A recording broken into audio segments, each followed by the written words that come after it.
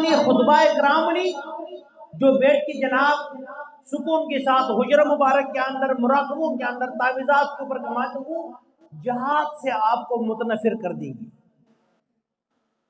اگر آپ جہاد سے جو صحیح جہاد ہے اللہ کے دین کی خاطر آپ جہاد کرتے ہو نا، اگر آپ مسلمانوں کو وہی جذبات ختم کرو گے نا تو پھر تو آپ قرآن کریم کے آیاتوں کا انکار کرنے والے. جو اللہ کی خاطر جان دیتا ہے رب العالمین اس کو کہتا ہے کہ میرے بندے جب تو نے میری خاطر جان دیا ہے نا، اب تیرا روح میں خود ہی لے کر جا رہا ہوں. کسی فرشتوں کو اجازت نہیں کہ میرے اس بندے کا روح قبض کرو. فرما شہید کا روح اس حالت میں قبض ہوتا ہے کہ رب العالمین اپنا دیدار کرواتا ہے، وہ شہید رب کا دیدار کرتا ہے اور اسی دوران روح پرواز کر جاتا ہے. حضرت موسیٰ علیہ السلام نے کہا تھا کہ یا اللہ میں تمہیں دیکھنا چاہتا ہوں. رب نے کہا لن ترانی، موسیٰ تم مجھے نہیں دیکھ سکتا. وہ وقت کا نبی کلیم، لیکن اللہ نے شہید کو اتنا بڑا مقام عطا کر دیا ہے کہ وہ شہادت کے وقت رب کا دیدار کرتا ہے. اور اللہ کے نبی نے تو اس لیے فرمایا تھا کہ مجھے پسند ہے میں جنت میں جاؤں تو مجھے یہ پسند ہے کہ جناب میں اللہ کے راستے میں جاؤں، شہید ہو جاؤں، پھر جناب مجھے زندہ کیا جائے، پھر شہید ہو جاؤں، پھر زندہ کیا جائے، پھر شہید ہو جاؤں. یہ مرتبہ کا اس مقام کا سوال کرنا اسی وجہ تو آتا کہ اللہ نے شہید کو بہت بڑا مقام دینا تھا. اور ان شہداء کی خون کی بدولت آج یہ اس ملک اس حالت میں ہے. ورنہ یہ جو ہمارے حکمران مگرمچھ ہے نا، اگر ان شہداء کی قربانی نہ ہوتی ملک کب کے ختم ہوتا. لیکن اللہ نے اپنی ان برگزیدہ بندوں کی طفیل اس ملک کو ابھی تک رکھا ہے، اور اس ملک کی حفاظت کرنا میرے اور آپ کی ذمہ داری ہے.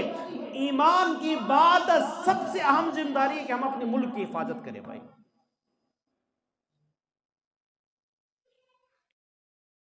اس لیے میرے دوستو ہمیں زندگی کا تو کوئی پتہ نہیں ہے، زندگی کی قیمت کا بھی ہمیں معلوم نہیں کہ زندگی کتنی بڑی قیمتی ہے. ہم نے زندگی لہو و لعب کے اندر غفلت کے اندر گزار دی. کسی بھی وقت بلاوا آ سکتا ہے، کسی بھی وقت، اور آپ سے پوچھا بھی نہیں جائے گا کہ میں آؤں، نہیں پوچھا جائے گا، یکدم آ جاتا ہے.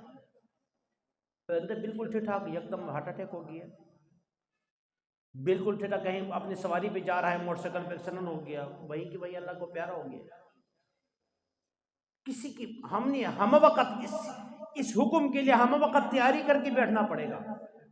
اور تیاری کی ہے، مختصر وقت میں آخری الفاظ میں آپ کو سمجھانے لگا ہوں. تیاری کی ہے اللہ کا حکم، اس کی محبوب کا حکم، اس کی اللہ کا حکم کو محبوب کی تعلیمات کے مطابق ادا کرنے کی کوشش کرو. یہی موت کی تیاری ہے، یہی قبر کی تیاری ہے. اس لیے میرے دوستو اپنے تاریخ کو پڑھو، اپنا مقام کو پہچانو، قرآن کے ساتھ تعلق جوڑے.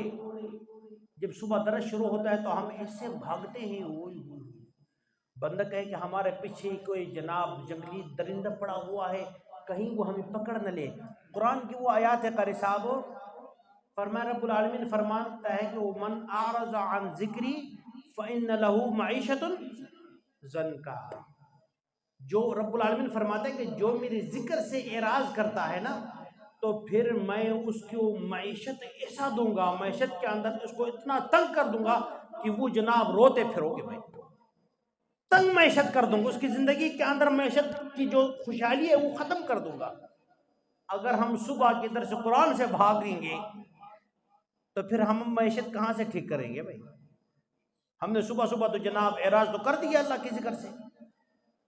اس لیے قرآن کے ساتھ تعلق جوڑے، حدیث کے ساتھ تعلق جوڑے، علماء کرام کے ساتھ تعلق جوڑے، اللہ کی ولیوں کے ساتھ اپنا اصلاحی تعلق جوڑے، اپنی معاملات ان کے ساتھ شیئر کرے کہ حضرت میرے اندر یہ کمی ہے.